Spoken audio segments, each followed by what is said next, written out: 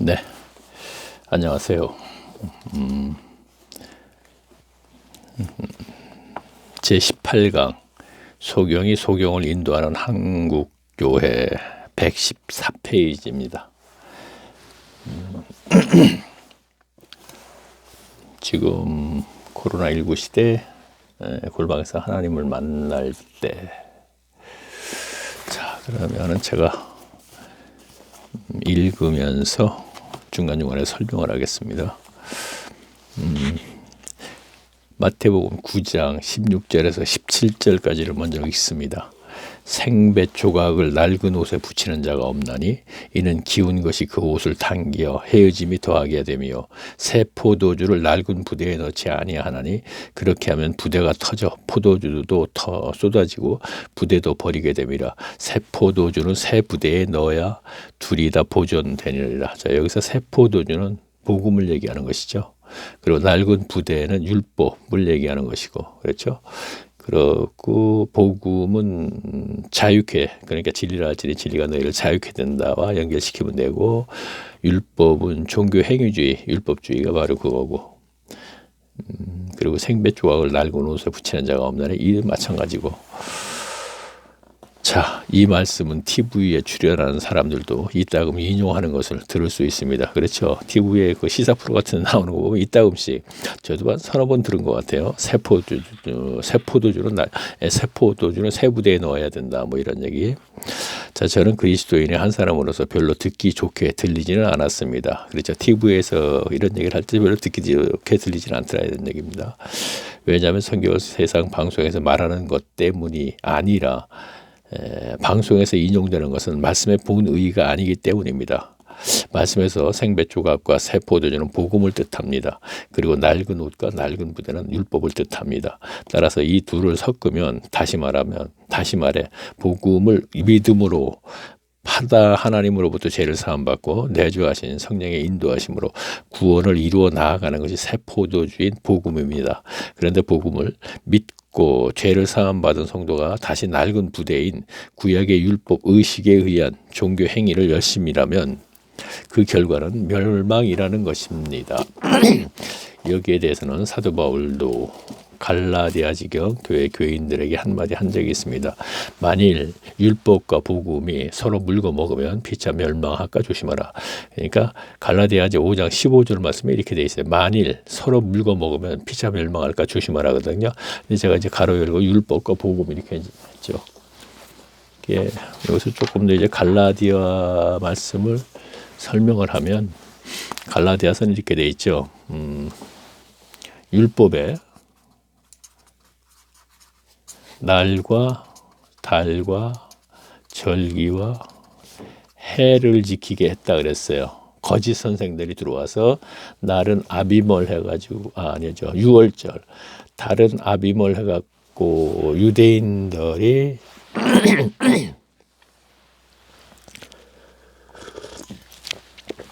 출애굽을 한 날을 기념하는 거죠. 근데 갈라디아 교회는 이방인 교회인데 왜 그걸까지 지키겠는지 모르겠어요. 또 이방인 교회들이 또 그걸 어떻게 따라서 했는지 모르겠습니다. 유대인들에게만 어떻게 보면 좀 국한된 얘기일 수 있어요. 그렇죠? 다른 아비몰 해가지고 출애굽을 기념하는 날이, 출애굽을 한 것을 기념하는 날이거든요. 자, 그리고 절기는 오순절, 초막절, 유월절을 얘기하는 것이고, 역시 마찬가지예요. 유월절은 출애굽한 것을 기념하는 거거든요. 그거 역시 유대인들에게만 국한된 얘기인데 어떻게 이방인 교회도 그걸 또 지키게 따라 지켰더라 이런 얘기입니다. 자, 해는 안식년하고 이제 희년을 얘기하는 것이죠. 그러면 갈라디아서 5장 1절 보게 되면은 그리스도로 너희를 자유케 됐는데 그리스도의 복음으로 말미암아 어찌하여 다시 종의 멍에를 매려 하느냐 그랬거든요. 그렇죠? 그러면 그 종의 멍에가 바로 날과 달과 절기의 해를 지키게 하는 거예요. 이게 율법이죠. 그리고 그리스도로 자유케 되는 것은 뭐예요? 복음이잖아요. 그렇죠? 자, 복음으로 자유케 됐으면서 어떻게 다시 율법으로 돌아서 날과 달과 절기를 해를 지키냐 이거죠. 그렇게 되면 뭐라 그랬어요? 많이 서로 물고 먹으면, 그러니까 율법과 복음이 서로 물고 먹으면 피차 멸망할까 조심하라. 그러니까 신앙생활의 죽도 법도 아니라는 거죠. 천국 생활도 못하고 그렇다고 해서 종교인으로도 안 되고, 그렇죠? 종교인은 날과 달과 절기를 해를 지키는 것. 이건 의식이죠. 어떤 의식. 그러니까 종교 행위가 되는 거거든요. 근데 이걸 갖다가 율법주의라 그랬죠. 서신서에서 율법주의자다. 율법을 고수하는 사람들. 그러면 율법을 그리스도로 자유케 돼서 다시 율법으로 들어가서 율법주의자가 돼버리면 이건 뭐예요? 자유케 된 것도 아니고 율법주의자도 아니고. 자, 바울이 한 얘기가 그 얘기라는 얘기입니다. 자, 바울의 이 말은 갈라디아 지경 교회 교인들이 바울의 가르침에 의해 복음을 믿음으로 하나님으로부터 죄를 사함받고 성령의 인도하심으로 평강의 삶을 살다가 어떤 사람들 이러하는 거짓 선생들에게 속아 율법의 날과 달과 절과 해를 지키는 종교인을 전락했을 때를 말합니다. 자, 또 한번 제가 얘기해야겠네요. 복음, 죄를 사함. 자, 의롭다라고도 했죠. 자, 죄 사함은 에베소서 1장 한 7, 8절에 가면 있고 의롭다는 갈라디아서와 로마서에 있고 똑같은 얘기입니다. 복음의 부활을 믿으면 죄를 사함 받는다 이거예요. 그러게 되면은 성령의 내주하심이 있게 되고 말씀으로 잘 양육을 받아서 평강의 삶을 산다 이런 얘기예요. 자, 이걸 천국 삶이라 그랬죠. 그렇죠? 자, 지금 다시 읽어볼게요. 그런데 이렇게 살게 만들고 바울이 어디 좀 다녀왔더니 어떤 사람들이라 하는, 자, 어떤 사람들에 대해서 제가 아직까지 한번 설명을 안 했을 거예요. 어떤 사람들이라는 거는 이렇게 생각하시면 돼요. 예수님 시대의 서기관 이렇게 생각하시면 돼요. 이들이 바로 어떤 사람들이에요. 그런데 이들이 예루살렘 중앙교회에서 천거서라는 걸 가지고 이방인 교회를 타락시키는 사람들이에요. 이 어떤 사람들이라는 것은 누가가 사도행전에도 몇 번 언급을 했고 바울은 서신서에 많이 언급이 되어 있어요. 앞으로 어떤 사람들이라는 것은 예수님 시대에 율법사, 그러니까 교법사들에게 일정 기간 가르침을 받고 유대교의 선생으로서의 자격을 취득한 어떤 서기관들이라고 생각하시면 됩니다. 이들이 들어와서 그래요. 율법주의자를 만드는 거죠, 쉽게. 그것을 또 우리 오늘날 교회로 연결하면 종교행위주의자로 만드는 것이죠. 자, 책을 다시 또 읽겠습니다. 예수님의 가르침인 세포도주와 헌부대에 이어 사도 바울의 가르침을 물건 먹으면 피차 멸망한다는 것까지 알아보았습니다. 자, 지금까지 알아보았죠. 자, 그러면 이제 오늘날 한국교회 교인들은 세포도주와 헌부대 또 바울의 표현처럼 물건 먹는 신앙생활을 하지 않는지 알아볼 순서가 된 것입니다. 그렇죠. 그때로 끝나면 소용이 없죠. 과연 우리는 어떻게 하는 것인가? 지금 어떤가 이런 얘기를 우리가 확인을 해봐야 되는 것이니까. 자, 사실 예수님의 공생애 때 유대교회는 복음이 완전히 이루어진 때가 아니므로 구약의 율법을 지켜야 하는 것이 맞는 것입니다. 그럼에도 예수님께서 복음과 율법을 함께 지키면 멸망할 것이라는 가르침은 당시 유대교 지도자들인 바리새인과 서기관들이 율법을 아전인수식의 해석, 그러니까 교인들을 통솔하는데 편리한 대로 해석한 것에 대한 반박이었던 것입니다. 자, 아전인수라는 뜻은 이제 자기 이로운 대로 해석하는 것이죠. 그렇죠? 그러니까 여기서는 교인들을 통솔하는데 편리한 대로 똑같은 얘기가 되는 것이죠. 자, 한 예를 들면 마태복음 12장 8절에서 1절에서 8절 내용을 보면 예수님의 제자들과 밀밭 사이를 지날 때 제자들이 시장하여 이삭을 따서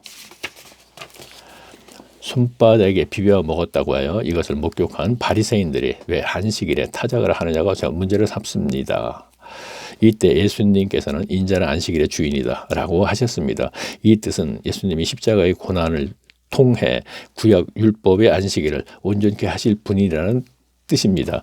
이어서 하나 더 알아보면 마가복음 7장에서 6절에서 9절을 보면 당시 유대교의 지도자 바리새인들은 유대교 전통을 지키려고 하나님의 계명 즉 성경을 버렸다는 것입니다. 그 결과 예수님의 말씀에 의하면 소경이 소경을 인도하니 둘 다 구덩이에 빠진다고 하신 것입니다. 자, 누가복음 6장 39절에 이제 있죠. 아마 소경이 소경을 인도하는 건 복음서에 몇 번 언급이 되어 있을 겁니다. 자, 그러면은요. 자, 우리가 마가복음을 한번 찾아볼까요? 지금까지 제가 말만 했지 찾진 않았거든요. 한번 찾아보겠습니다. 자, 마가복음 7장을 한번 찾아볼까요? 금방 나오네. 65페이지요. 마가복음 7장 제가 6절서부터 이제 내려갈게요. 제가 보겠습니다. 가라사대 이사야가 너희 외식하는 자에 대하여 잘 예언을 하였도다. 기록하였으되 이 백성이 입술로는 나를 존경하되 마음으로는 내게 멀도다. 자, 입술로는 나를 존경하되, 그렇죠?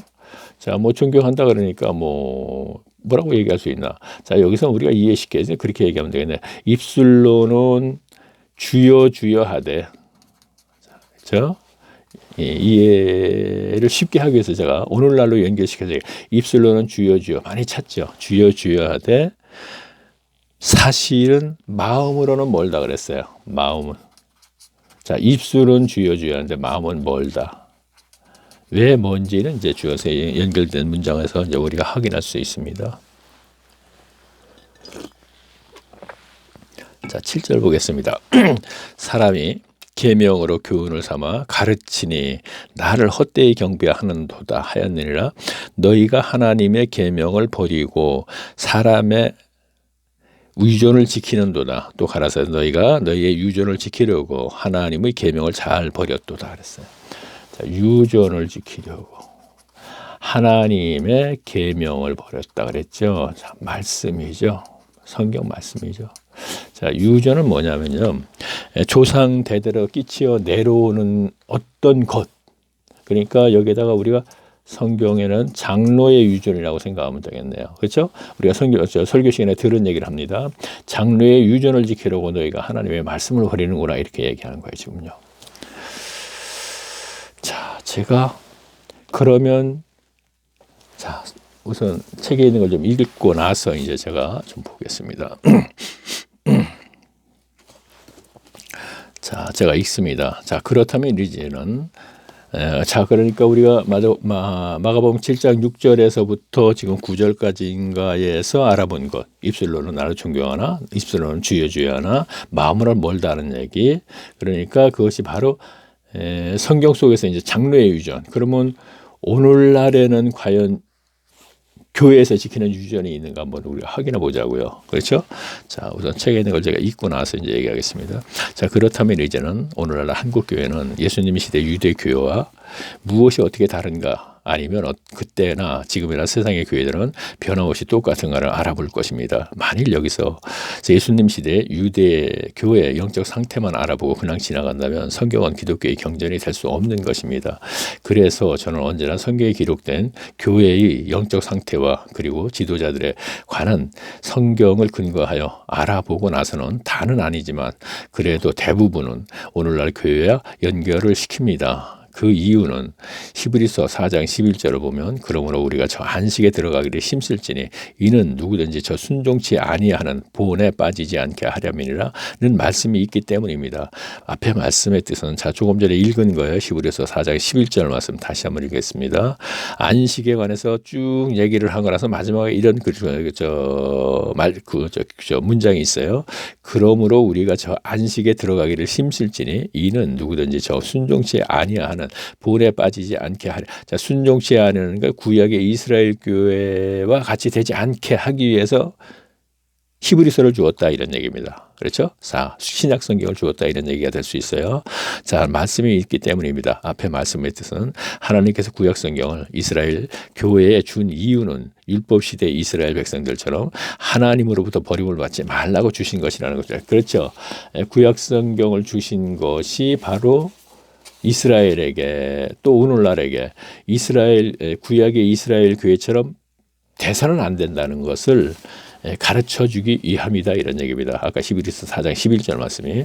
자, 그렇다면 신약성경을 신약시대 교회와 교인들에게 주신 이유 또한 신약성경에 기록된 교회와 지도자들과 같이 해서는 안 된다는 것을 가르쳐주신 위함이라고 보아야 하는 것입니다. 그래서 오늘날 한국교회는 물론 세계 교회들이 성경 말씀보다 더욱 귀히 여기며 지키는 교회 전통이 있어서 짚고 넘어갈 것입니다. 그렇죠. 유전이죠. 그렇죠. 마찬가지로 한국 교회를 포함하여 세계 교회 개신교를 얘기하는 겁니다. 지금 가톨릭 얘기하는 것이 아니고 성경 말씀보다 더욱 귀히 여기며 지키는 교회 전통이 있어서 짚고 가야 할 것. 자, 예배 시기엔 예배를 얘기하는 거예요. 그렇죠? 자, 예배 식에 의한 예배 행위. 자, 예배 시기에 의한 이 의한 의식이 바로 유전이라는 얘기죠. 그렇죠? 오늘날에. 자, 계속 좀 읽어볼까요? 오늘날 개신교회는 중세 종교 개혁자 루터 칼빈 저빈 키린이 만든 예배 의식에 의한 예배 행위를 교회 전통으로 행하고 있습니다. 이는 앞에서 알아보았던 마가복음 7장 8절에서 9절 말씀인 너희가 하나님의 계명을 부리고 사람의 유전을 지키느라 또 가라사대 너희가 너의 유전 즉 전통이죠 을 지키려고 하나님의 계명을 잘 버리는도다 라는 말씀에 조금도 다르지 않게 정확하게 해당되는 것입니다. 그렇다면 성경을 근거해 볼 때 오늘날 한국교회 지도자들과 교인들 또한 소경인 것입니다. 그렇죠. 지금 여기에서 소경이 소경을 인도한다는 얘기는 율법, 자, 세포도주인 복음을 헌부대 율법에 넣고 둘 다 버리게 만든다 이런 얘기입니다. 그러니까 오늘날에도 복음을 이루시고 복음을 통하여서 아까 제가 복음 믿고 부활을 믿고 죄사함 받고 성령 받고 말씀으로 양육받아 평강의 삶을 살면서 구원을 온전히 이루어 나가는 거거든요.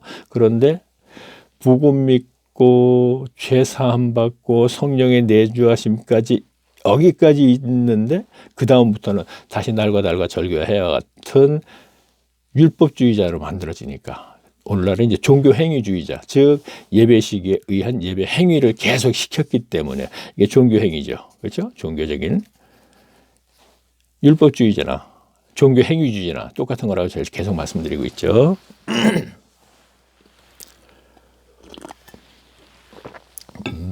그래서 소경을 인도하니 둘 다 구덩이로 간다 이런 얘기. 성경 속에서와 오늘날에 똑같다는 얘기. 소경, 바리새인과 서기관들, 오늘 목회자들, 신학 교수도 포함된 거예요. 신학 교수가 왜 포함되냐면 신학 교수를 들에게 배워서 배운 것을 가지고 목회를 하니까 똑같은 거죠. 그다음에 소경을 인도하. 자, 목회자들이 소경이니까 결국 오늘날 교인들도 나 성경 몰라요 하는 결과가 나왔으니까 소경이라는 것이 우리가 확인이 되는 것이죠. 그게 바로 이러한 의식에 의한 행위만을 계속 중점적으로 시켜왔기 때문에 그렇다 이거야. 말씀으로 잘 가르침을 받아야 되는데. 자, 책에 있는 걸 우선 다 읽고요. 자, 그렇다면 성경을 근거해 볼 때 오늘날 한국교회 지도자들과 교인들 또한 소경인 것입니다.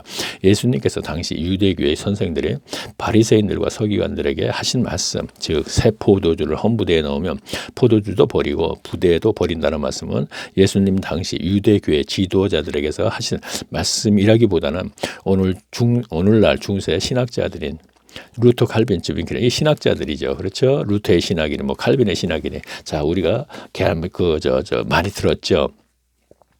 저빈 키린이 만든 예배 의식에 의한 예배 행위를 마치 성경적이냐 교인들에게 가르치고 행하게 하는 이 시대 교회의 바리새인들과 서기관들에게 하신 말씀이라고 해도 크게 잘못된 것은 아닙니다. 자, 그렇죠. 자, 그러면 지금 제가 앞에서도 예배 시기에 예배 행위가 문제다 하는 얘기를 좀 제가 많이 언급했습니다. 근데 어떤 증거는 되지 않았어요. 그렇죠? 왜? 무슨 얘기냐면 오늘날 예배를 드리는 것을 신령과 진정으로 오늘도 예배를 드리게 해 주시옵소서 하고 지금 예배를 드리는데 그것을 굉장히 하나님께서 영광 돌리고 하나님께서 받으신다고 생각한단 말이에요. 그러면 이것은 분명히 성경을 근거한 거라고 우리 성경 교인들은 생각을 한단 말이에요. 그렇죠?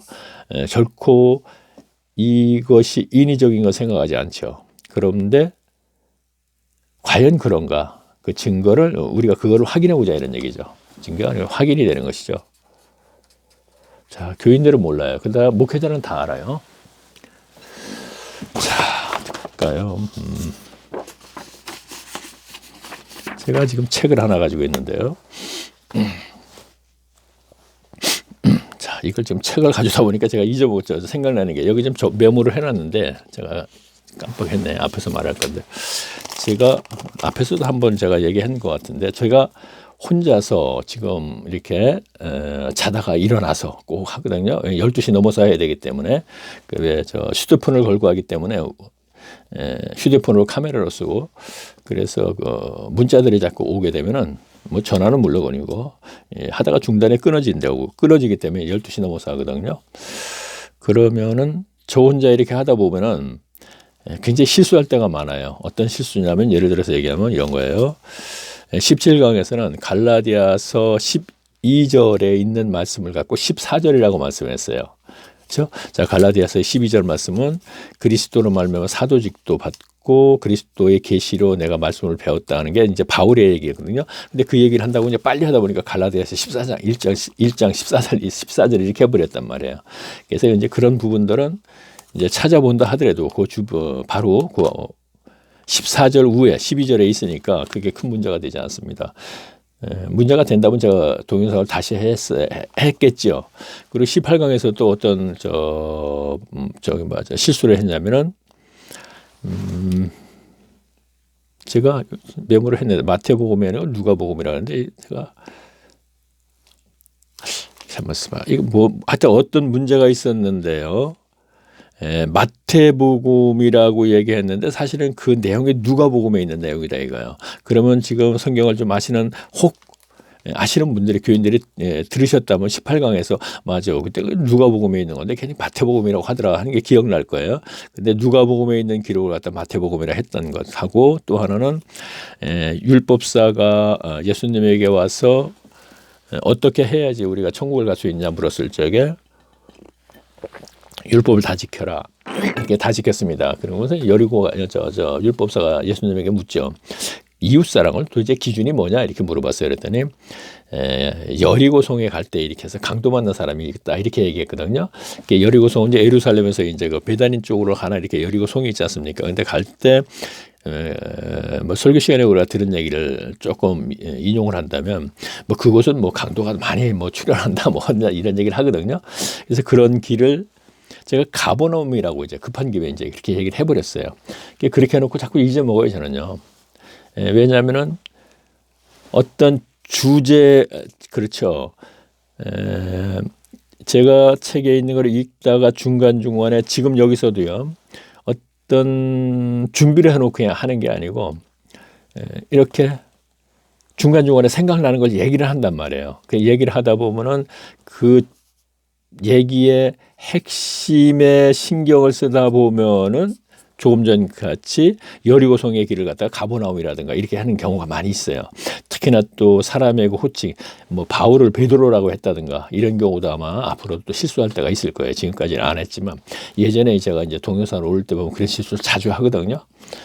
그러한 것은 조금 좀 알아서 들어주시길 바랍니다. 그냥 좀. 자, 그러면 제가 예배식에 의한 예배 행위에 대해서 이제 조금 이제 구체적으로 제가 알아보기 위해서 자, 지금 보면요. 자, 예배학, 황성철, 지음 이렇게 돼 있죠. 근데 이 책을 대한예수교 장로회 총회에서 출간한 거예요. 자, 그러면 황성철이라는 분에 대해서 조금 우리가 알아볼까요? 어떤 분인가? 자, 지은이 황성철 교수 이렇게 돼 있네요. 신학교 교수인가 봐요. 그렇죠? 자, 제가 한번 볼게요. 용산중학교하고 용산고등학교를 나왔고 중앙대학교 법학과 법대를 나왔네요. 중앙대학교. 그런데 어떻게 신학교 교수가 됐고 목회를 했어요. 자, 중앙대학교 대학원을 나왔고 총신대학교 신학연구원 공부 참 많이 하셨네요. 그죠? 법대를 나오고 또 대학원을 나오셨고 총신대 신학원 또 들어갔고 총신대학교 대학원 나왔고 미국 남서울 침례교회 신학원 되었고 미국 남침례교회 신학원 나왔고 이거 이렇게 많이 나와도 되나? 대한예수교 장로회 합동 성도교회 부목사 했고 침례교회 쪽과 장로교회를 같이 이제 하셨네 보니까 합동. 자, 샌프란시스코 제일 장로교회 담임 목사도 했었고 총신대학교 아이고 지워져버렸네. 신학대학원 실천신학 부교수도 했고 현재 그리고 분당중학교 협동 목사 현재. 그럼 현재가 언젠가 보면요. 이게 이제 출간될 때면 그 날짜를 보면 알겠죠. 자, 초판일이 1998년도 12월 5일 날 했고, 초판 2세일이 2002년도 4월 24일로 되어 있고, 지은이 황성철, 편집 대한예수교 장로회 총회 교육부, 제작 대한예수교 장로회 총회 출판부, 발행 대한예수교 장로회 총회. 자, 그래요. 이렇게 됐습니다. 그러면 제가 이 책을 가진 지가 아마 15년도 넘을 거예요. 제가 2000년도 올 이후에 아마 2년 책 한참 볼 때, 기독교에서 한참 볼 때 이제 이 책을 봤는데, 그때는 제가 아주 그렇게 해요. 이 보세요. 막 하나하나 이렇게 체크해 가면서 어떻게든지 그 내용을 좀 알아보려고. 뭐 그냥 아주 초보 병아리 때죠. 그러니까 자, 그런데 그 이후에 제가 이 파리한 양의 외침을 쓸 때, 자, 그러니까 2006년도에 제가 이 파리한 외침이라는 책을 제가 썼다고 얘기했죠. 2006년도에. 그럼 이 책을 쓸 적에 이 부분에 대해서 좀 지적을 했더라고요. 그러면 벌써 한 3, 4년 정도 있다가는 아, 이게 문제가 있구나 하는 걸 갖다가 제가 알게 됐다는 얘기죠. 자, 그러면 무엇이 문제인지 한번 보자고요. 자, 저자 서문하고서 제가 좀 읽어볼게요. 일명 열린 예배로 불리는 새로운 형태의 예배가 지금까지 우리가 들여오고 있던 전통 예배에 하나의 도전을 주었다. 전통이라 그랬죠. 아까 유전이라 그랬죠. 자, 인정을 하는 거죠. 전통이라는 걸. 그렇죠? 자, 우리가 전통이라는 걸 이 책을 쓰신 분도 그렇고 목회자들이 인정을 하고 있습니다. 분명히 전통이라는 걸. 전통을 지켜서는 분명히 안 된다고 아까 마가복음 7장에서 우리가 확인을 했는데도. 그렇죠? 자, 우리가 성경과 이거를 연결시켜서 우리가 이해를 해야 되겠죠. 그렇죠? 자, 그 성경을 모르고 무시해버린다면 전통? 그래, 전통도 지킬 수 있겠지. 이렇게 생각할 수 있어요. 그러나 하나님의 신앙에서는 절대 전통, 유전이 있어서는 안 돼요. 인위적으로 무엇인가 의식을 만들어서는 안 된다 이런 얘기죠. 그렇게 섬길 수가 없는 것이라는 얘기를 제가 얘기하는 거예요. 자, 계속 읽어볼까요?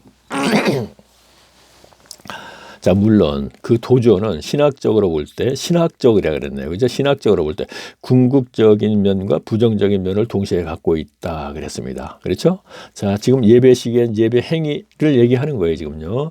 자, 그렇지만 이로 말미암아 우리 가운데 나타난 부인할 수 없는 사실 하나는 그 어느 때보다도 예배에 대한 관심이 높아졌다는 것입니다. 자, 그리고 그 결과로 근래 예배에 관한 많은 책들이 신학교 교과서용으로 또는 일반 평신도용으로 서술되었는데, 자, 그러면 신학교에 가게 되면은 이러한 설교라든가 지금 보세요. 그 결과로 근래 예배에 관한 많은 책들이 신학교 교과서용으로. 자, 저는 감히 이 책을 성경 공부 교과서라 그랬죠. 앞에 서두에. 그래요. 자, 또는 일반 평신도용으로 저술되었는데 대단히 반가운 일이냐. 왜냐하면 예배에 대한 관심이 많다는 것은 하나님께 대한 관심이 많다는 것을 의미하며 동시에 교회 생활에 관심이 많다는 것을 제가요, 이렇게 한숨 딱 자고 일어나서 이제 바로 앉아서 얘기하면 이 입술이 좀 굳어갖고 잘 안 돼요. 그러다 보면 후반에 가서나 조금씩 좀 이렇게 좀 힘들지 않게 이렇게 얘기를 하게 되거든요. 자, 제가 지금 전에도 이런 얘기를 한 번 했지만 바로 마이크를 입 있는 데다 딱 대고 하기 때문에 물 먹으면 물 넘어가는 소리, 숨소리, 기침만 살짝 해도 막 이렇게 크게 들리거든요. 그러면 제가 조금만 힘들어 보여도 이렇게 좀 이제 일어나자마자 이렇게 얘기하는데 힘든 게 아니고 이제 이렇게 좀 뭐라 그러나 이제 입이 아직 풀어지지 않는다 이렇게 얘기할까? 그렇게 되면은 조금 이상하게 들릴 수도 있어요. 뭐 이렇게 힘들게 하지? 뭐 하기 싫은 거 하는 거 같지 말이에요. 그러니까 그렇지는 않다는 거. 그러니까 그러나 지금 제가 계속 하면서 그걸 제가 느끼겠어요. 그래서 하기 싫은 거 하는 건 절대 아닙니다. 그렇다고 해서 그러니까 자, 예배는 교회 생활에 있어서 가장 기본적인 요소이다. 예배를 바로 알아야 하나님을 바로 섬길 수 있고 교회의 사명을 바로 이해할 수 말이 안 되는 거예요. 이거. 예배를 바로 와야 하나님을 바로 섬길 수 있다. 말이 안 되는 거죠. 성경을 바로 알아야지 하나님을 바로 섬기는 거죠. 분명히. 그렇죠. 그러면 저도 이 책을 가지고 예배 참 중요하구나. 예배를 바로 알아야지 하나님을 바로 섬기 이렇게 이해를 했고 오늘날 거의 교인들이 거의 다 이 예배에 관한 연결시키면은 전부 그게 맞는 거로 생각을 한단 말이에요. 그렇죠? 자, 예배를 바로 알아야 하나님을 바로 섬길 수 있고 이거 말이 안 되는 거죠. 성경을 바로 알아야 돼요. 바로 섬기는 것이죠. 왜? 목회자가 얘기하는 것이 옳고 그름을 판단할 수 있어야 된단 말이에요. 아주 그 나쁜 목사도 많이 있지 않습니까? 그렇죠? 어찌 보면 또 성경을 모르면서 또 가르치는 그런 목사도 있고 그러니까 성도들이 분명히 바로 알아야 된다는 얘기입니다. 자, 바로 알아야 하나님의 바로 섬길 수 있고 교회의 사명을 바로 이해할 수 있다 그랬어요. 이것도 말이 안 되는 거예요. 그렇죠? 왜냐하면 교회라는 건 로마서 12장 보게 되면 은사가 있어요. 각자 은사가 있단 말이에요. 로마서 12장 쭉 연결된 것이 우리가 로마서 12장 하게 되면 1절만 굉장히 중요시 여기는데 그 문맥적으로 쭉 연결을 하다 보면 은사자들이 아니죠. 은사에 따라서 교회의 연합체가 돌아가는 거예요. 그러니까 하나님을 섬기는 거예요. 그러니까 그 연합체가. 그렇죠? 자, 바로 이해할 수 있다. 그러므로 교회의 모든 사역은 그 동기를 예배에서 제공받는다고 할 수 있다. 이거 말이 안 돼요. 이거. 만약 교회 예배에 생명력이 없다면 그 교회는 죽은 지금 오늘 하고 있는 것이 인위적으로 만들어진 것이 그 무슨 생명력이 있겠어요. 말이 안 되는 얘기잖아요. 지금요. 그렇죠? 말씀에 준한 것이라면 생명력이 있을 수 있죠. 말씀에 준한 것이라면. 근데 그게 전혀 아닌데 그 교회는 죽은 교회나 다름없다. 그러니까 오늘날에 모두가 다 죽은 교회다. 소경이 됐다는 얘기예요. 그로 인해서 제가 얘기한 그로 인해서 종교인에 전락해서 기복신앙이 됐다. 이렇게 제가 얘기하고 있지 않습니까? 계속. 자, 근본. 자, 여기까지만 읽고. 자, 그리고 제가 이제 쭉 보면은 또 차례에서 예배의 본질의 의미 이렇게 쭉 예배의 성경적 근거 이렇게 나왔어요. 예배의 성경적 근거라 그랬거든요. 분명히. 그러면 예배가 인위적인데 성경적 근거가 있겠어요? 없지. 그런데 있는 듯이 계속 만들어 나갔거든요. 34페이지를 보자고 앉아요. 34페이지 볼게요. 자, 이러한 부분을 우리가 잘못된 것을 아까 얘기했을 적에 뭘 얘기했어요? 지금요. 말이 말 같지 않은 얘기를 한 거는 예배를 바로 알아야 하나님의 바로 섬길 수 있다는 얘기 말도 안 되는 거죠. 성경을 바로 알아야 하나님을 바로 섬기는 거지. 예배 오늘 행위에 그 예배 시기에 예배를 바로 말이 안 되는 거죠. 지금. 자, 34페이지로 우선 또 보겠습니다. 자, 구약시대 예배 이렇게 나오고 제가 여기서부터 체크한 걸 좀 먼저 읽어볼까요? 먼저 일정한 제사가 발견됐다. 자, 그러니까 구약시대의 예배를 레위기 1장에서 3장까지가 있는 번제, 소제, 화목제, 속건제, 속죄제 있죠. 5대 제사. 이것을 구약시대 예배로 연결을 시켰어요. 그러면 오늘날의 이 예배 행위와 연결을 시키니까 구약 때는 번제, 소제, 화목제, 속건제 이거를 예배했구나. 그런데 오늘날에는 그러면 지금 우리가 이 예배 시기에 예배하는 것이 이것이구나. 근데 이것을 인위적인 거라는 건 교인들이 거의 다 모른다는 얘기죠. 그렇죠?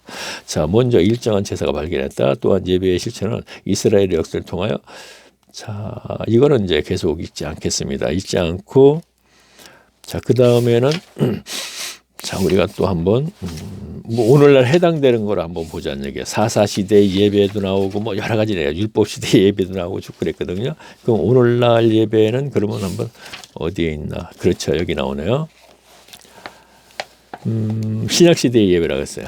자, 그러면 제가 한번 읽어볼게요. 뭐를 제가 여기서 뭐 체크나. 그러면 신약시대 예배에서 예수님 시대 예배로 갈게요. 그럼 예수님 시대 예배를 한번 보겠습니다. 예수님께서는 말과 행동을 통해 예배에 대한 새로운 이해와 모습을 보여주셨다. 새로운 예배에 대한 예수님의 관심은 의식적인 제도보다는 자, 보세요. 제가 뭐라 그랬습니까?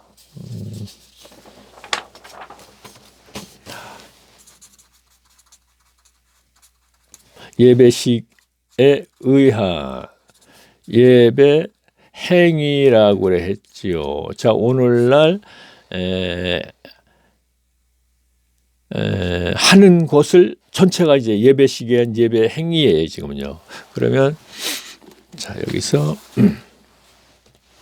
예수님께서는 말과 행동으로 통해 예배에 대한 새로운 이해와 모습을 보여주셨다. 새로운 예배에 대한 예수님의 관심은 의식적인 제도보다는 사람들의 내면적인 각성과 실천을 추구하는 가운데 드려지는 신령과 진정을 의식적인 이와 같은 의식적인 것보다는 뭐라 그래서 의식적인 제도보다는 사람들의 내면적 각성과 실천을 추구하는 가운데 드려지는 신령과 진정의 예배였다. 이거는 요한복음 4장 말씀을 얘기하는 거예요. 23절에 보면 신령과 진정으로 예배를 드릴지니라 이런 얘기 있죠. 대표기도 때 계속 하고 있죠. 그러면 예수님 시대의 예배가 바로 신령과 진정으로 예배래요. 제가 이제 이 부분은 여기서 얘기를 안 하고 요한복음에 갈 때 이제 이 부분에서 이제 사마리아 여인과 예수님의 대화할 때 요한복음 4장에 가서 이제 구체적인 것을 제가 얘기할 텐데 전혀 맞지 않는 얘기를 하는 거예요, 지금요. 아주 많은 공부를 하시고 지금 그러면 그분이 과연 몰라서 이렇게 했을까?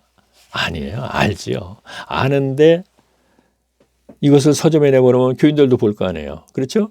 그러면 교인들을 대상으로 물론 목회자들 대상으로 쓴 거죠. 근데 교인들이 볼 때에 오늘날에 행하는 이 예배가 굉장히 성경적이고 예수님 시대에도 신령한 진정으로 예배가 뭐라고 얘기해야 되나 이거. 자, 제가 앞에 조금 전에 아까 말씀드렸죠. 준비를 해갖고 하지 않고 중간에 이거는 이제 마지막에 이제 준비를 이제 얘기하려고 이제 이렇게 체크를 하고 해서 얘기를 하는 것이고. 자, 그러면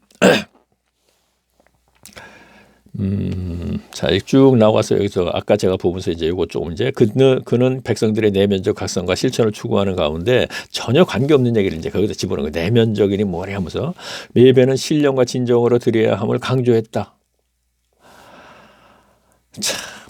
자, 신령과 여기서 조금만 얘기할게요. 진정. 자, 오늘날 요거는 이제 개혁 성경이요. 옛날 거. 신정과 진정으로 예배를 드리지는 않는데 오늘날은 영과 진리라 그랬어요. 자, 영과 진리는 영은 성령. 진리는 말씀, 그리스도, 성령. 그렇죠? 그러면 성령의 내주하심이 있는 성도가 진리를 말미암아 이거예요. 그러니까 제가 앞에서 오늘 또 얘기했던 복음 믿고 죄사함 받고 성령 내주하심이 됐고 그 다음에 말씀으로 양육받아서 구원을 이루어 나가는 것. 지금 그래서 로마서 14장 17절 말씀대로 삶에서 살면서 구원을 온전히 이루어 나가는 것을 얘기하는 거예요. 그 시대가 왔다. 그 시대.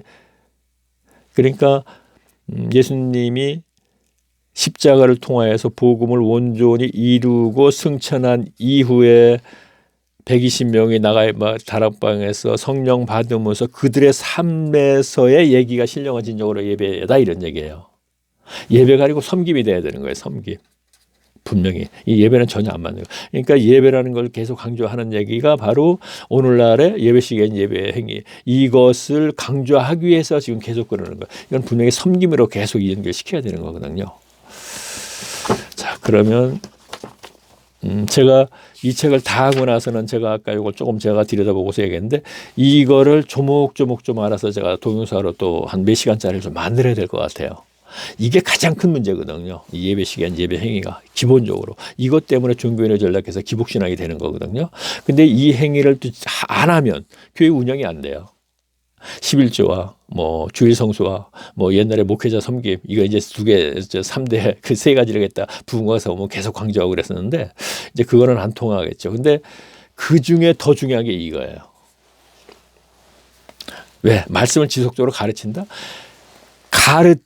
가르치면은 오늘날 교회의 제도 속에서 운영이 잘못됐다는 것을 알게 돼요. 그러니까 쉽게 얘기해서 알아도 가르칠 수가 없다는 얘기예요. 다시 말하면 제가 평신도라고 얘기했는 하면서 지금 제가 교과서를 만들었는데 지금 이것도 생각나서 얘기해. 제가 평신도라 그랬어요. 그렇죠? 왜 이 얘기를 강조하느냐 하면 강조가 아니고 사실 그대로 얘기하는 건데요. 저는 목회자가 아닙니다. 신학을 안 했습니다라는 얘기를 왜 하느냐면 평신도이기 때문에 교과서를 만들 수 있는 거예요. 성경에 관한. 자, 예수님도 평신도예요. 그렇죠. 맞죠. 분명히. 바리새인과 서기관들이 그때 당시에는 지도자들이잖아요. 유대교회. 그렇죠. 자, 오늘날 목회자하고 똑같은 거예요. 그 당시 신학기라 그랬어요. 그때 당시에도. 그러면 예수님도 신학을 그때 당시 바리새인과 서기관들 신학을 하지 않았기 때문에 평신도가 되는 거예요. 그렇죠? 지도자로서의 교회 그때 당시 지도자로서의 어떤 자격이 없으니까 바울도 바울 시대의 평신도예요. 맞죠? 그래서 갈라디아서 같은 경우는 바울을 그들을 자유케 만들고 어디 갔다 왔더니 다시 날과 달과 절기를 지켜서 종교를 전락했다는 거니까 원수 사이가 됐다는 얘기는 어떤 사람들은 바로 오늘날의 목회자와 같은 자격적인 천거설을 가지고 있었다 이런 얘기예요. 그러면 제가 왜 평신도라는 걸 얘기했냐면 그래서 강조한 것이 아니고 우리가 이렇게 이해해야 돼. 평신도가 교과서를 말도 안 돼. 이렇게 생각하면 안 돼요. 절대로. 예수님도 평신도였고 바울도 평신도였으니까. 그러면 성경 속에서의 인물들은 하나님의 사람들은 모두가 평신도의 입장이기 때문에 전부 다 교인들은 그 사람의 말을 신뢰하지 않았던 것입니다. 그렇죠? 자, 그러면 이 부분도 제가 조금 시간을 가지고 얘기해야 되거든요. 사실은요. 평신도에서. 근데 이거는 중간중간에 제가 지난번에도 지금까지 지금 18강에 19강에 했는데 한 번 정도를 제가 언급을 했을 거예요. 저는 평신도라고. 그러니까 설명을 안 했는데 오늘 조금 설명을 하고 가는 거예요. 그러면 지금 들은 분들은 교인들이 그래 맞다. 예수님도 평신도네 그 당시에. 그리고 바울도 그 당시에 평신도네. 그렇게 봤을 적에 예수님도 바울도 그 당시에 교인들에게 인정을 받지 못했다는 것이 왜 그랬는가 하는 걸 답이 나와요. 당시 교인들의 수준이나 오늘 교인들의 수준이 똑같아요. 당시도 바리새인과 서기관들 율법사가 가르치면 교법사가 된다 그랬죠. 교법사에서 일정 가르침 받으면 서기관이 된다 그랬죠. 자, 그러면 평신도인 예수님이 나사렛 누가복음 처음 가면 이제 이걸 우리가 함께 알아볼 텐데요. 나사렛에 가서 회당에 가서 가르치니까 거기 회당에 나사렛이라 그러면은 예수님의 친척들이나 다름없어요. 그렇죠? 예, 그 연세 드신 분들 많이 있을 거 아니에요. 가르치니까 거부감이 생기는 거예요. 은혜스럽긴 한데 이렇게 그 구절이 그렇게 됐어요. 그래서 왜 평신도니까. 우리가 서기관들한테 배운 건 이게 아닌데 지금 제 책 내용이 전부 그거 아니에요. 그렇죠? 예배 시간 예배 행위만 애들 오늘 가르쳐? 이게 아닌데 그러니까 거부감이 생기니까 예수님을 산 낭떠러지에서 밀어서 죽이려고 그랬거든요. 그런가 하면 요한복음 7장에 가게 되면은 예수님의 동생들도 나사렛에 가서 무엇인가 얘기를 하니까 예수님의 동생들이 하는 얘기가 형 잘난 척 하려면 저 예루살렘에 가서 하지 왜 이 시골 구석에 와서 자꾸 잘난 척한 게 아니거든요. 근데 그렇게 표현을 하는 거 그렇게 그 내용이 표현이 됐어요. 요한복음 7장 보면 서두에 있어요. 그 초막절에 뭐 이렇게 이제 올라가 뭐 있는데 형 잘난 척 하려면 저 예루살렘 큰 데 가서 하지 왜 이게 나사렛에서 와서 자꾸 이러느냐 이런 얘기예요. 제가 이런 얘기하면서 저 연결을 시킬게요. 저도 마찬가지예요. 사촌들이 저하고 얘기를 하게 되면 그 얘기예요. 형 뭔가 가시적으로 보여야 될 거 아닙니까? 이런 얘기예요. 형이 2000도 5월 1일 날 하나님을 만난 거 뭐 한 거 뭐 저기 저 파리한 양의 아침에서 간증을 했으니까 봤는데 뭔가 나타나는 게 있어야 될 거 아니냐는 얘기예요. 그럼 예수님이 뭐 나타났어요? 예수님이 뭐 교회 크게 차려갖고 뭐 했어요? 그때 예수님이 뭐 기적을 이뤄서 뭐 어쩌고저쩌고 하는 거는 기적을 이루고 어떻게 하는 거는 메시아라는 걸 강조하기 위해서 그들에게 전하기 위해서 그때 한 거예요. 그게 메시아 내가 그리스도라는 걸 오병이어의 기적을 보게 되면 제가 그러니까 십자가상에서 우편과 좌편의 강도가 아닙니다 하는 얘기 제가 2강에서 했는데 그거를 제가 뭐 그거를 보게 되면은 오병이어의 기적에서 연결이 된 게 있는데 거기에서 오병이어의 기적을 보인 것은 표적이라 그랬단 말이에요. 하나님의 표적이라 그러니까 그리스도라는 걸 나타내 보기 위해서였는데 오병이어에서 모든 사람들은 그리스도를 알아본 사람이 아무도 없다 이런 얘기예요. 그래서 예수님께서는 그때 당시에 막 기적을 이뤄갖고 가시적인 걸 해보인 것이고 그럼 너 바울처럼 해야 될까 이런 얘기를 하거든요. 바울은 그 당시에 또 이방인대 전도자였기 때문에 그것이 어떤 그 가시적인 것이 나타난 것이고 자 그러면 지금은요. 가시적인 것이 나타나려면 신학을 가야 돼요. 신학을 저는 안 갔다 그랬잖아요. 안 갔는데 이게 나타날 리가 없잖아요. 다시 말하면 따라올 사람이 없다는 얘기예요. 제가 지난번에 얘기했죠. 제가 아무리 얘기해도 라오디게아가 오늘날의 모델인데 거기서 나와야 된다는 얘기를 예수님이 하셨다 그랬어요. 문 밖에서 내가 두드리노니 하면서. 그러면 한 사람도 문 밖으로 나온 사람이 없. 물론 우리 집사람들은 나왔죠. 집사람은 아주 골수분자였는데 맹신자였는데도 나왔죠. 처음에는 얼마나 거부를 했다고요. 그런데 자 그러면 나와야지 해결된다는 얘기예요. 근데 코로나19로 해서 예배당 예배가 정상적으로 하지 못하는 사회에서 했으니까 이번이 이게 기회다 하는 얘기를 제가 한 것이고요. 지금까지 내가 기회다 한 얘기를 했는데 그게 뭐가 기회야 지금? 더 큰 일인데 기회라는 게 그 얘기를 하는 겁니다. 자 그러면 다시 또 가서 또 다른 얘기를 또 한참 했네요.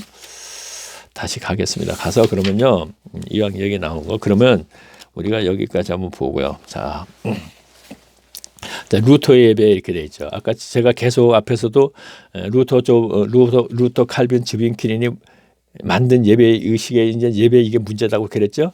루터의 예배 이렇게 돼 있어요. 그러면은 루터의 예배식의 예배 행위를 제가 잠깐 볼게요.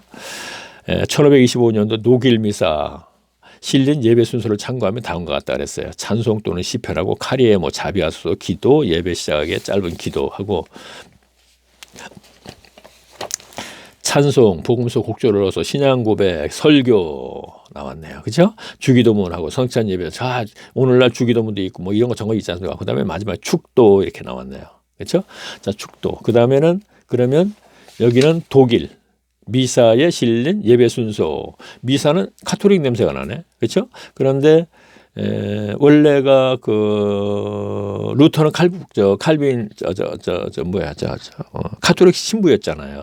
그래서 독일 미사 이렇게 돼 있고 그러니까 온전한 개혁을 못했다. 우리가 이런 얘기를 들어봤죠. 그 개신교 중세 때 그러니까 아무래도 카톨릭에서 있었던 것이 그대로 옮겨온 것이 많이 있다 이런 얘기예요. 그러면 그 다음에는 칼빈의 제네바 예식이 됐어요. 그러면 아까는 독일 예배식이라 그랬죠. 독일 미사. 그러면 여기서 제네바라 그랬죠. 제가 알기로는 제네바는 확실인지 모르겠는데 알아보지 않아서 스위스 쪽으로 알고 있습니다. 맞을 겁니다. 제네바 예기식 이렇게 돼 있죠. 그러면 스위스 교회에서는 또 다르게 칼빈의 예배식이 됐단 말이에요. 그럼 칼빈의 예배식 볼까요? 다락방 예배식. 자, 이건 뭐예요? 120명 성령 받을 때 이제 그 기준으로 하는 얘기겠죠. 구제 헌금 아주 좋은 거네요. 대도는 뭘까 이게? 대도? 성경을 대신 읽어주는 건 뭔가 모르겠는데 주기도문 길게 풀어서 배찬. 자, 주기도문 할 때도 길게 풀어서 이제 해석을 해준다는 얘기죠. 오늘처럼 그렇게 해버리게 많은 게 아니고 그렇게 해석을 하게 되면 뭐죠? 나를 통하여서 하나님의 나라가 이 세상에 확장하게 해주셔서 그 내용이거든요. 그런데 세상에 나가서 하나님의 나라를 확장시키기 위해서 지 발핌을 받고 있으니 요즘은 자 그러면 배찬식에서 사도신경역에 성찬 제정의 말씀 복음의 기도 자 글씨가 보이니까 대충 읽는 겁니다. 구원면 헌신해지더라 성전 쪽 하면서 아론의 축복 이렇게 돼 있어요. 자 아론의 축복 이렇게 돼 있거든요. 아까는 축도 그냥 돼 있죠. 루트에서는.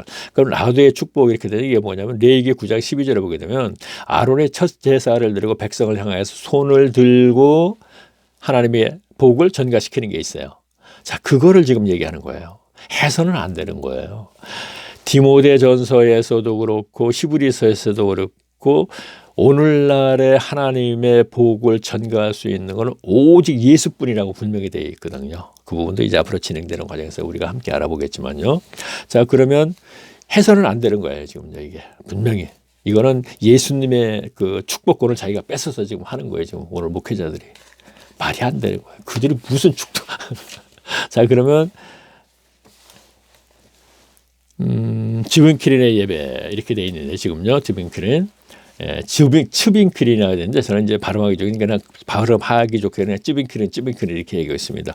우리가 버스 하는 게 좋지 버스 하면 좀 그렇잖아요. 그래서 보통 우리가 그냥 뭐 방송국에 있는 분들은 버스 해야겠지만 그냥 우리가 일반적으로 일단 버스라 그러죠. 그게 더 뭐 그냥 편하니까.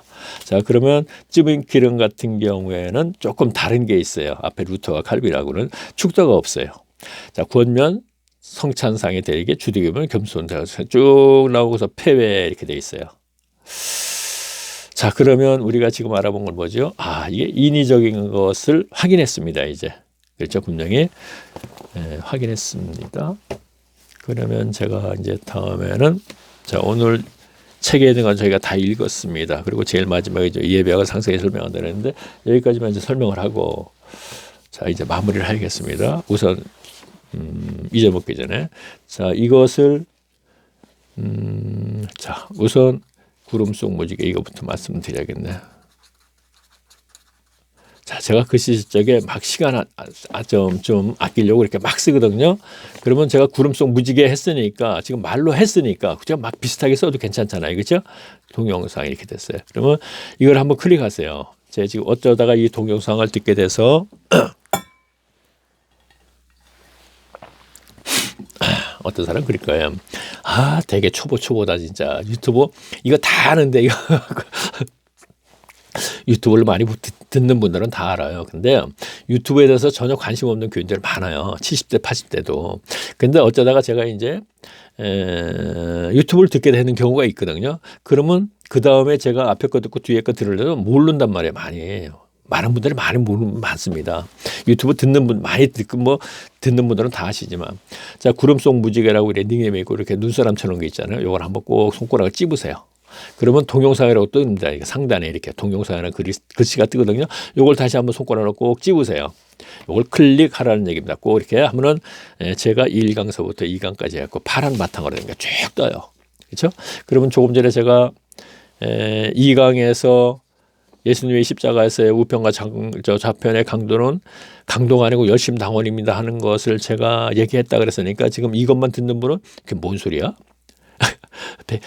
기독교 역사 개신교 역사 140년 150년 강도라고 했는데 이 양 뭐야 평신도라면서 어떻게 뭐 그 사람들이 강도가 아니고 뭐라는 얘기야 궁금할 거 아니에요. 그러면 이 강에서 들으게 되면 그들이 열심당원이었다는 걸 알게 된단 말이에요. 자 오늘날로 얘기하면 독립군이죠. 그렇죠? 자 그때 당시에 열심당원은 그 당시에 이스라엘을 독립시키려고 이제 열심히 싸웠던 사람들이죠. 그래서 열심당원이 이렇게 되는 것이고 자, 바라바라고 돼 있잖아요. 바라바. 그치 아시죠? 바라바. 그도 강도라 그랬잖아요. 근데 이 강도도 열심당원이에요. 보게 되면 이 사람이 뭐라고 돼 있냐면 하나 생각나는 게 있으면 이렇게 돼 있어요. 예루살렘에서 밀란을 꾸미고 그랬어요. 이 얘기는 무슨 얘기냐면 폭동이잖아요. 폭동을 충동질해서 일으키게 한 사람이 바라바예요. 그러면서 또 바라바는 어떤 사람이냐면은 강도가 뭐라고 그러나? 뭐라고 돼 있나? 하여튼, 그러니까, 유명한 강도가 아니고, 유명한 죄수, 이렇게 돼 있어요. 그렇죠?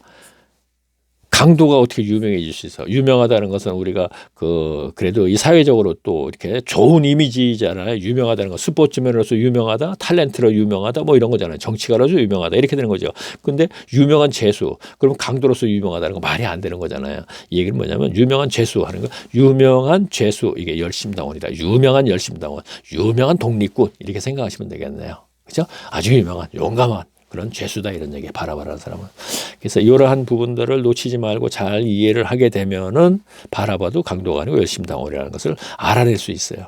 알아내면서 그러한 부분만 보더라도 제가 서론에서 이 책 서론에서 제가 이 문제를 좀 다뤘는데 다룬 이유는 물론 쭉 연결된 것을 지금까지 따라오신 분들도 새로운 것이 많이 있네 그러실 겁니다. 분명히 있으니까 가인과 아벨의 제사에서도 분명히 새롭게 제가 좀 해석을 해나갔으니까 그러면 서론에서 제가 우편의 강도와 좌편의 강도가 바라바에 대해서 다룬 것은 누구를 강도라고 이건 전부 강도라고 했는데 아니라는 것을 거기서 성경적으로 확인을 하게 되면은 다음에 연결된 새로운 해석을 전부 인정할 수 있지 않느냐 이런 얘기죠. 자, 그러면은 이번 시간이 18강, 19강이죠. 그러면 다음은 책 118페이지. 자, 이거는 무슨 책이냐면 코로나 시대, 19 시대 골방에서 하나님을 만날 때 갖고 이 최태철이 이렇게 돼 있죠. 이제 제가 이게 코로나가 터지면서 서둘러서 제가 만든 거, 출간한 거예요. 그러니까 이 책에 있는 것을 동영상으로 지금 옮기고 있는 거예요. 그래서 다음에는 118페이지. 그리고 이 책은 바른북수라는 출판사에서 했는데 지금 이 책 내용이 이렇게 되다 보니까 저 기독교 출판에 나가지 못하고 있습니다. 나가지 못하고 일반 서점으로 나가는데 일반 서점에 이제 교보문고나 영풍문고나 이제 큰 대형 서점에 뭐 지방에는 지방대로 또 지점이 있지 않습니까? 글이 나가는 곳입니다. 나가는데 영풍문고 해가지고 또 들어가서 인터넷 판매도 하고 있으니까 영풍문고가 아니고 바른북수. 인터넷에 바른북수 치고 들어가면 이제 거기서도 판매를 하고 있습니다. 그러니까 제목이 골방에서 하나님을 만날 때. 그러니까 바른북수가 일반 서적을 만들기 때문에 일반 서적을 많이 만들어요. 근데 종교 서적도 만들어요. 목회자들도 거기서 이제 책을 출간하고 그러거든요.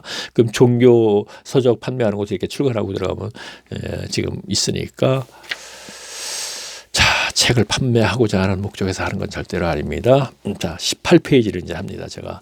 그러면 18페이지 19강으로서 이 세상에서의 교회란 이렇게 됩니다. 이 부분은 뭐 다 아는 거 아니야? 그런데 다 아는 거 제가 뭘 했겠습니까? 분명히 한국 교회 교인들이 교회에 대해서 알고 있는 것과는 분명히 다른 부분이 있으니까 제가 얘기를 하는 것이고, 그다음에 20강에서 두렙돈 과부도 기복신앙입니다 이렇게 돼 있거든요. 자, 두렙돈 과부 누가 보면 20장에 나오는 거 우리가 알고 있죠. 과부가 두렙돈 나왔는데 생활비 전부였는데 그거를 줘서 설교 시간에 들은 건 하나님 예수님께 칭찬을 받았다. 뭐 하나님께 복을 받았다 이런 얘기 있죠. 전혀 그거하고 무관한 얘기입니다. 성경의 내용은. 그러니까 우리가 다음 시간에 이제 그 부분에 대해서 알고 그죠. 다음 시간에 이 세상에서의 교회란에 대해서 이제 우리가 함께 알아보겠습니다. 그러면은 다음은 18강이었을 거예요. 19강일 겁니다. 20강에서 다음 시간에 뵙겠습니다. 안녕히 계십시오.